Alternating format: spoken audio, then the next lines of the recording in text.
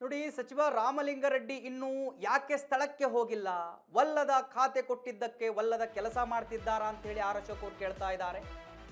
ರಾಮಲಿಂಗಾರೆಡ್ಡಿ ಅವರು ಅರಣ್ಯ ಸಚಿವರು, ಇನ್ನು ಸ್ಥಳಕ್ಕೆ ಹೋಗಿಲ್ಲ ಯಾಕೆ? ವಲ್ಲದ ಖಾತೆ ಕೊಟ್ಟಿದ್ದಕ್ಕೆ ವಲ್ಲದ ಕೆಲಸ ಮಾಡ್ತಾ ಇದ್ದಾರಾ? ಸಚಿವ ರಾಮಲಿಂಗಾರೆಡ್ಡಿ ವಿರುದ್ಧ ಆರ್ ಅಶೋಕ್ ಆಕ್ರೋಶ ವ್ಯಕ್ತಪಡಿಸ್ತಾ ಇದ್ದಾರೆ. ನ್ಯಾಯಾಂಗ ತನಿಖೆಗೆ ನೀಡಬೇಕು ಅಂತ ಹೇಳಿ ಆರ್ ಅಶೋಕ್ ಆಗ್ರಹಿಸ್ತಾ ಇದ್ದಾರೆ. 3 ಜನರ ಮೇಲೆ ಗುಂಡು ಹಾರಿಸುವ ಅಗತ್ಯವೇನಿತ್ತು ಅಂತೇಳಿ ಕೇಳ್ತಾ ಇದ್ದಾರೆ. ಅವರು ವೆಪನ್ ಏನಿತ್ತು ಅನ್ನೋದರ ಬಗ್ಗೆ ಮಾಹಿತಿ ಕೊಟ್ಟಿಲ್ಲ. ಸತ್ಯಾಸತ್ಯತೆ ತಿಳಿಯಬೇಕು ಅಂದ್ರೆ ನ್ಯಾಯಾಂಗ ತನಿಖೆಗೆ ನೀಡಬೇಕು ಅಂತ ಹೇಳಿ ಹೇಳ್ತಾ ಇದ್ದಾರೆ. ಅವರು ರೆಡ್ಡಿ ಅವರು ಅರಣ್ಯ ಸಚಿವರಾದ ಬೆನ್ನಲ್ಲೇ 3 ಎನ್ಕೌಂಟರ್ ಆಗಿದೆ. ಸಚಿವ ರಾಮಲಿಂಗಾರೆಡ್ಡಿಗೆ ಕಾಡಲ್ಲೂ ನೆಮ್ಮದಿ ಇಲ್ಲ, ನೀರಲ್ಲೂ ನೆಮ್ಮದಿ ಇರಲಿಲ್ಲ, ನಗರದಲ್ಲೂ ನೆಮ್ಮದಿ ಇಲ್ಲ. ಸಚಿವ ರಾಮಲಿಂಗಾರೆಡ್ಡಿ ಖಾತೆ ಕುರಿತು ಆರ್ ಅಶೋಕ್ ವ್ಯಂಗ್ಯವನ್ನ ಆಡ್ತಾ ಇದ್ದಾರೆ. ವೀಕ್ಷಕರೇ ನೋಡಿ, ಇವಾಗ ರಾಮಲಿಂಗಾರೆಡ್ಡಿ ಅವರು ಯಾಕೆ ಸ್ಥಳಕ್ಕೆ ಹೋಗಿಲ್ಲ ಅಂತ ಹೇಳಿ ಪ್ರಶ್ನೆ ಮಾಡ್ತಾ ಇದ್ದಾರೆ. ವಲ್ಲದ ಖಾತೆ ಕೊಟ್ಟಿದ್ದಕ್ಕೆ ವಲ್ಲದ ಕೆಲಸನ ಅಂತ ಹೇಳಿ ಅವರು ಕೇಳ್ತಾ ಇದ್ದಾರೆ.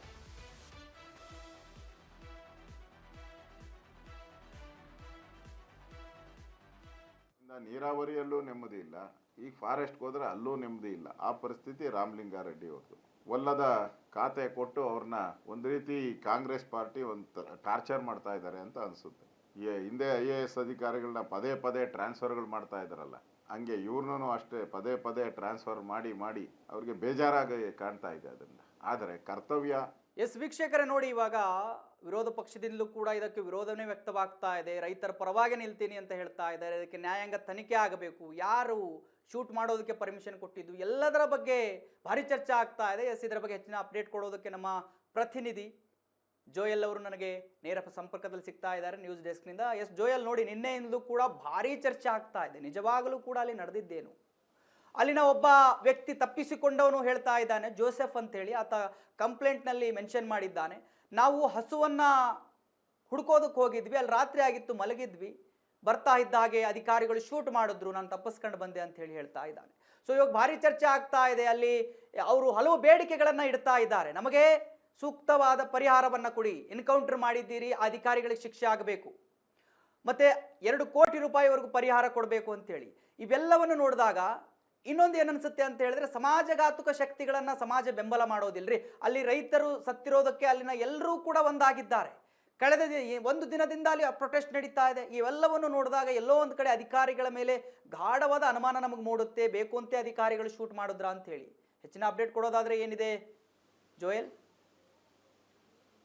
ಎಸ್ ಮಹಾದೇವ್, ನಿನ್ನೆ ಏನು ಚಾಮರಾಜನಗರದ ಹನೂರು ತಾಲೂಕಿನ ಏನು ಕಾವೇರಿ ಅರಣ್ಯ ಭಾಗದಲ್ಲಿ ನಡೆದಂಥ ಒಂದು ಘಟನೆ ಏನಿದೆ, 3 ಬಲಿಯನ್ನು ಪಡೆದುಕೊಂಡಿರುವಂಥದ್ದು. ಇದು ಅಕ್ಷರಶಃ ಏನು ಅರಣ್ಯ ಇಲಾಖೆಯ ಇಲ್ಲಿ ಒಂದು ಬೇಜವಾಬ್ದಾರಿತನ ಅಥವಾ ಏನು ಉದ್ದೇಶಪೂರ್ವಕವಾಗಿ ಮಾಡಿದ್ದಾರೋ ಅನ್ನುವಂಥ ಒಂದು ಅನುಮಾನಗಳು ಮೂಡ್ತಾ ಇದೆ. ಈ ಬಗ್ಗೆ ಸ್ಥಳೀಯರು ಕೂಡ ಸಾಕಷ್ಟು ಪ್ರಶ್ನೆಯನ್ನು ಮಾಡ್ತಾ ಇದ್ದಾರೆ. ಕುಟುಂಬಸ್ಥರು ಕೂಡ ಆಕ್ರೋಶವನ್ನು ಹೊರಹಾಕ್ತಾ ಇದ್ದಾರೆ.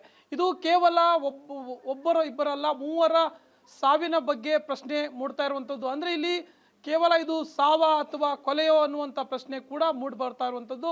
ಇಲ್ಲಿ ಸರ್ಕಾರ ಈ ಬಗ್ಗೆ ಅಂದರೆ ಒಬ್ಬೊಬ್ಬರ ಹೇಳಿಕೆ ಒಂದೊಂದು ರೀತಿ ಆಗಿರುವಂಥದ್ದು. ಅಂದರೆ ಇದಕ್ಕೆಲ್ಲ ಹೊಣೆಗಾರಿಕೆ ಹೊತ್ಕೊಳ್ಬೇಕಾದಂಥ ಸರ್ಕಾರ. ಇನ್ನೊಂದು ಕಡೆಯಲ್ಲಿ ನೋಡೋದಾದ್ರೆ ಇಷ್ಟೆಲ್ಲ ನಡೀತಾ ಇದ್ರೂ ಕೂಡ ಜಿಲ್ಲಾಡಳಿತ ಮಾತ್ರ ಮೌನಕ್ಕೆ ಜಾರಿರುವಂಥದ್ದು. ಇದನ್ನು ಗಮನಿಸಿದ್ರೆ ಎಲ್ಲೋ ಒಂದು ಕಡೆ ಮತ್ತಷ್ಟು ಅನುಮಾನಗಳು ಮೂಡುವಂಥದ್ದು. ಜಿಲ್ಲಾಡಳಿತ ಇನ್ನೂ ಕೂಡ ನಿದ್ದೆ ಮಾಡ್ತಾ ಇದೆಯಾ ಅನ್ನುವಂಥ ಪ್ರಶ್ನೆ ಬರುತ್ತೆ. ಜಿಲ್ಲಾಡಳಿತಕ್ಕೇನು ಅವರ ಕೆಲಸದ ಬಗ್ಗೆ ಅರಿವೇ ಇಲ್ವಾ ಅನ್ನುವಂಥ ಬಗ್ಗೆ ಪ್ರಶ್ನೆ ಮೂಡುವಂಥದ್ದು. ನಿನ್ನೆ ಕಾಟಾಚಾರಕ್ಕೆ ಪುಟ್ಟರಂಗ ಶೆಟ್ಟಿ ಅವರು ಬರ್ತಾರೆ. ಈ ಒಂದು ಜಿಲ್ಲೆಯ ಸಚಿವರು, ಆದರೆ ಅವರು ಬರುವಂಥ ಸಂದರ್ಭದಲ್ಲಿ ಸರಿಯಾದ ಮಾಹಿತಿ ಜೊತೆಯಲ್ಲಿ ಬರಲ್ಲ. ಮಾಧ್ಯಮಗಳು ಕೇಳುವಂಥ ಪ್ರಶ್ನೆಗೆ ಸರಿಯಾಗಿ ಉತ್ತರವನ್ನು ನೀಡಲ್ಲ. ಆದರೆ ಕೇವಲ ಪ್ರಶ್ನೆಗೆ ಉತ್ತರ ನೀಡಲ್ಲ ಅನ್ನುವಂಥದ್ದಲ್ಲ, ಅವ್ರ ಬಳಿ ಸರಿಯಾದ ಮಾಹಿತಿಯೇ ಇರಲಿಲ್ಲ. ಖಚಿತವಾದಂಥ ಮಾಹಿತಿಯನ್ನು ಪಡೆದುಕೊಂಡು ಸಂಬಂಧಪಟ್ಟಂತಹ ಅಧಿಕಾರಿಗಳಿಂದ, ಸಂಬಂಧಪಟ್ಟ ಇಲಾಖೆಯಿಂದ ಅವರು ಉತ್ತರವನ್ನು ಪಡೆದುಕೊಂಡು ಬರಬೇಕಿತ್ತು. ಅಲ್ಲಿ ಇನ್ನೊಂದು ವಿಚಾರ ಏನಂತಂದರೆ, ಯಾರು ಶೂಟೌಟ್ ಮಾಡಿದ್ರು, ಯಾರು ಆ ಸಿಬ್ಬಂದಿಗಳೇನಿದ್ರು ಅವರ ಬಳಿಯಲ್ಲಿ ಮಾಹಿತಿಯನ್ನು ಪಡೆದುಕೊಳ್ಳದೆ, ಅವ್ರ ಬಳಿಯಲ್ಲಿ ಒಂದು ವರದಿಯನ್ನು ಪಡೆದುಕೊಳ್ಳದೆ, ಇನ್ನೊಬ್ಬರು ಅಧಿಕಾರಿಯರ ಬಳಿ ಹತ್ರ ಉತ್ತರವನ್ನು ಪಡೆದುಕೊಂಡು, ಆಮೇಲೆ ಜನರು ಅಲ್ಲಿ ಇಲ್ಲಿ ಮಾತಾಡುವಂಥ ಜನರ ಉತ್ತರವನ್ನು ಪಡೆದುಕೊಂಡು ಬಂದು ಪುಟ್ಟರಂಗ ಶೆಟ್ಟಿ ಅವರು ಮಾತನಾಡಿರುವಂಥದ್ದು ಜಿಲ್ಲಾ ಉಸ್ತುವಾರಿಯಾಗಿ ಅವರ ಕರ್ತವ್ಯ ಇದೇನಾ ಅನ್ನುವಂಥ ಪ್ರಶ್ನೆ ಮೂಡುತ್ತೆ. ಅದೇ ರೀತಿ ಗೃಹ ಇಲಾಖೆ ಇರ್ಬೋದು, ಹಾಗೆಯೇ ಅರಣ್ಯ ಇಲಾಖೆ ಇರ್ಬೋದು, ಎರಡೂ ಕೂಡ ಈ ಒಂದು ಬೇಜವಾಬ್ದಾರಿತನ, ಈ ಒಂದು ಮೂವರ ಸಾವಿನ ಏನು ಪ್ರಕರಣ ಏನಿದೆ ಇದರ ಹೊಣೆಯನ್ನು ಹೊತ್ಕೊಳ್ಬೇಕಾಗುತ್ತೆ. ಹಾಗೆಯೇ ಈ ಬಗ್ಗೆ ಈಗಾಗಲೇ ಹಲವರು ಏನು ಒತ್ತಡವನ್ನು ಹೇರ್ತಾ ಇದ್ದಾರೆ. ವಿರೋಧ ಪಕ್ಷಗಳು ಕೂಡ ರಾಜೀನಾಮೆಗೆ ಆಗ್ರಹವನ್ನು ಮಾಡ್ತಾ ಇರುವಂಥದ್ದು. ಒಂದು ಕಡೆ ರಾಮಲಿಂಗಾರೆಡ್ಡಿ ಅವರು ಅರಣ್ಯ ಸಚಿವರಾಗಿ ಕಾಣಿಸ್ಕೊಳ್ತಾನೆ ಇಲ್ಲ. ಅರಣ್ಯ ಇಲಾಖೆಯಲ್ಲಿ ಇಂಥದ್ದೊಂದು ಮಹಾ ದುರ್ಘಟನೆ ನಡೆದ್ರೂ ಕೂಡ ಅರಣ್ಯ ಸಚಿವರಾಗಿ ಅವರು ಈ ಕಡೆ ಮೊಕನೆ ಮಾಡಿಲ್ಲ. ಈ ಬಗ್ಗೆ ಮಾಹಿತಿ ಪಡೆದುಕೊಳ್ತಾ ಇದ್ದಾರೋ ಇಲ್ವೋ ಗೊತ್ತಿಲ್ಲ ಅನ್ನುವಂಥ ಪ್ರಶ್ನೆಯನ್ನು ಕೂಡ ಸ್ಥಳೀಯರು ಮಾಡ್ತಾ ಇರುವಂಥದ್ದು. ಇನ್ನೊಂದು ಕಡೆ ಗೃಹ ಸಚಿವರು ಏನು ಮಾಡ್ತಾ ಇದ್ದಾರೆ, ನಿನ್ನೆ ಏನೋ ಧ್ವಜಾರೋಹಣದ ನಿಮಿತ್ತ ಕಲಬುರಗಿಗೆ ತೆರಳಿದ್ರು. ಆ ಬಗ್ಗೆ ಅಲ್ಲೇ ಒಂದು ಸ್ಟೇಟ್ಮೆಂಟ್ ಅನ್ನು ಕೊಟ್ಟರು. ಆದ್ರೂ ಕೂಡ ಇದೇನು ಎನ್ಕೌಂಟರ್ ಅಲ್ಲ, ಪೋಚಿಂಗು ಅನ್ನೋದ್ರ ಬಗ್ಗೆ ಮಾತ್ರ ಮಾಹಿತಿ ಅಂದರೆ ಒಂದು ಹೇಳಿಕೆಯನ್ನು ನೀಡ್ತಾರೆ. ಆದರೆ ಇಲ್ಲಿ ಪ್ರಮುಖವಾಗಿ ಒಬ್ಬೊಬ್ಬರ ಹೇಳಿಕೆ ಒಂದೊಂದು ರೀತಿ ಇರೋದನ್ನ ಮೊಟ್ಟ ಮೊದಲದಾಗಿ ಗಮನಿಸಬೇಕಾಗಿರುವಂಥದ್ದು. ಇನ್ನೊಂದು ಪ್ರಮುಖವಾದಂಥ ವಿಚಾರ ಅಂತಂದ್ರೆ, ಯಾರೆಲ್ಲ ಈ ಸಿಬ್ಬಂದಿಗಳೇನಿದ್ರು ಈ ಒಂದು ಶೂಟೌಟ್ ನಡೆಸಿದಂಥವ್ರು ಕಾಣೆಯಾಗಿದ್ದಾರೆ. ಅಂದ್ರೆ ಅರ್ಥ ಏನು ಇವರು ಅಕ್ಯೂಸ್ಡ್ಗಳ ಅಥವಾ ಇಲ್ಲಿ ಇವ್ರು ಕ್ರಿಮಿನಲ್ಗಳ ಅನ್ನುವಂಥ ಪ್ರಶ್ನೆ ಮೂಡುತ್ತೆ. ಯಾಕೆ ಅಂತಂದ್ರೆ ಕ್ರಿಮಿನಲ್ಗಳಾದ್ರೆ ತಪ್ಪಿಸ್ಕೊಂಡು ಓಡೋಗ್ತಾರೆ. ಇಲ್ಲಿ ಇವ್ರದ್ದು ಎಲ್ಲದೂ ಕೂಡ ಸರಿ ಇದ್ರೆ, ಇವರ ಬಳಿ ಸಂಪೂರ್ಣವಾದಂಥ ಮಾಹಿತಿ ಇದ್ರೆ, ಎಲ್ಲ ರೆಕಾರ್ಡ್ಸ್ಗಳಿದ್ರೆ ಇವ್ರು ಯಾಕೆ ಓಡೋಗ್ಬೇಕಿತ್ತು ಅನ್ನುವಂಥ ಪ್ರಶ್ನೆ ಕೂಡ ಮೂಡುತ್ತೆ. ಇವ್ರೀಗ ಮಿಸ್ಸಿಂಗ್ ಅಂದ್ರೆ ಇಲ್ಲಿ ಅಧಿಕಾರಿಗಳಾಗಿ ಇವರು ಮಿಸ್ಸಿಂಗ್ ಲಿಸ್ಟ್ ನಲ್ಲಿ ಇದ್ದಾರೆ. ಇದು ಕೂಡ ಬಹಳ ದೊಡ್ಡ ಪ್ರಶ್ನೆ ಆಗ್ತಾ ಇರುವಂಥದ್ದು.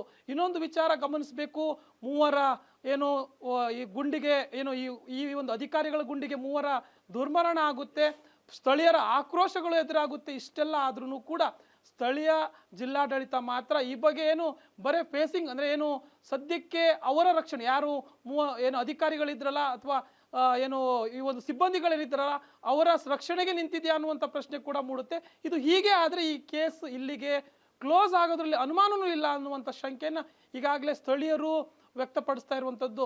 ಈಗಾಗಲೇ CM DK ಶಿವಕುಮಾರ್ ಅವರು ತಲಾ ಒಂದೊಂದು ಕುಟುಂಬಕ್ಕೂ 5 ಲಕ್ಷ ಹಣವನ್ನು ಸರ್ಕಾರದಿಂದ ಪರಿಹಾರವಾಗಿ ಘೋಷಿಸಿದ್ದಾರೆ. ಅದೇ ರೀತಿ ಸ್ಥಳೀಯ ಶಾಸಕ ಹನೂರು ಶಾಸಕ 10 ಲಕ್ಷ ರೂಪಾಯಿಗಳ ಪರಿಹಾರವನ್ನು ಕೂಡ ಘೋಷಿಸಿದ್ದಾರೆ. ಒಟ್ಟು 15 ಲಕ್ಷ ರೂಪಾಯಿನ ಸರ್ಕಾರದಿಂದ ಘೋಷಣೆ ಮಾಡಲಾಗಿದೆ. ಕೊಲೆ ಮಾಡಿ 15 ಲಕ್ಷ ರೂಪಾಯಿನ ಒಂದು ಪರಿಹಾರವಾಗಿ ನೀಡೋಕ್ಕಾಗುತ್ತಾ ಅನ್ನುವಂಥ ಪ್ರಶ್ನೆ ಕೂಡ ಮೂಡುತ್ತೆ. ಯಾಕೆ ಅಂತಂದ್ರೆ ಇದು ಪ್ರಮುಖವಾಗಿ ಉದ್ದೇಶಪೂರ್ವಕವಾಗಿ ನಡೆದಂಥದ್ದು ಅಥವಾ ಆ ಸಂದರ್ಭದಲ್ಲಿ ಆದಂಥದ್ದನ್ನು ಕೂಡ ನೋಡ್ಬೇಕಾಗುತ್ತೆ. ಈ ಎಲ್ಲ ಘಟನೆಗಳ ಆಧಾರಿತವಾಗಿ ನೋಡೋದಾದ್ರೆ ನಿಜಕ್ಕೂ ಕೂಡ ಸರ್ಕಾರಕ್ಕೆ ಈ ಒಂದು ವಿಚಾರ ಏನಿದೆ, ಈ ಘಟನೆ ಏನಿದೆ ತೀವ್ರ ಮುಖಭಂಗವನ್ನು ಮಾಡ್ತಾ ಇದೆ. ಯಾವ ರೀತಿಯಾಗಿ ಎದುರಿಸ್ತಾರೆ ಅನ್ನುವಂಥದ್ದು ಬಹಳ ಮುಖ್ಯ ಆಗುತ್ತೆ. ಕೊನೆಯದಾಗಿ ಹೇಳೋದಾದ್ರೆ ಈ ಒಂದು ಪ್ರಕರಣದ ವಿಚಾರಕ್ಕೆ ಸೂಕ್ತವಾದಂಥ ತನಿಖೆಯನ್ನು ಈಗಾಗಲೇ ಸ್ಥಳೀಯರು ಹಾಗೆ ಕುಟುಂಬಸ್ಥರು ಮಾಡ್ತಾ ಇರುವಂಥದ್ದು, ಆಗ್ರಹ ಮಾಡ್ತಾ ಇದ್ದಾರೆ. ಈಗಾಗಲೇ ಮ್ಯಾಜಿಸ್ಟ್ರೇಟಿಗೆ ಕೊಡ್ತೀನಿ ಅಂತ CM DK ಶಿವಕುಮಾರ್ ಅವರು ಸೂಚನೆ ನೀಡಿದ್ರು. ಆದರೆ ಇದೆಲ್ಲ ಆಗಲ್ಲ. ಇದನ್ನ ಸೂಕ್ತವಾಗಿ ಉನ್ನತ ಮಟ್ಟದಲ್ಲಿ ಈ ಒಂದು ತನಿಖೆ ಆಗಬೇಕು. ಆ ನಿಟ್ಟಿನಲ್ಲಿ ಹೈಕೋರ್ಟ್ನ ನ್ಯಾಯಾಧೀಶರಿಂದ ತನಿಖೆ ಆಗಬೇಕು, CBI ಇಂದ ತನಿಖೆ ಆಗಬೇಕು ಅನ್ನುವಂಥ ಒತ್ತಡ ಹೆಚ್ಚಾಗ್ತಾ ಇದೆ ಮಹಾದೇವ್. ಹೀಗಾಗಿ ಯಾವ ರೀತಿಯಾಗಿ ಮುಂದೆ ಈ ಕೇಸ್ ಆಗುತ್ತೆ ಅನ್ನೋದನ್ನ ಕಾದು ನೋಡ್ಬೇಕಾಗುತ್ತೆ. Okay thank you Joel. ನಿಮ್ಮೆಲ್ಲ ಮಾಹಿತಿಗಾಗಿ. ವೀಕ್ಷಕರು ನೋಡಿ, ಭಾರಿ ಚರ್ಚೆ ಆಗ್ತಾ ಇದೆ. ನೀವು ಕೊಲೆ ಮಾಡಿ 15 ಲಕ್ಷ ಕೊಡ್ತೀನಿ ಅಂದ್ರೆ ಹೇಗ್ರೆ ಆಗುತ್ತೆ? ಏನಾಗುತ್ತೆ 15 ಲಕ್ಷದಲ್ಲಿ? ಜೀವ ಬರುತ್ತಾ?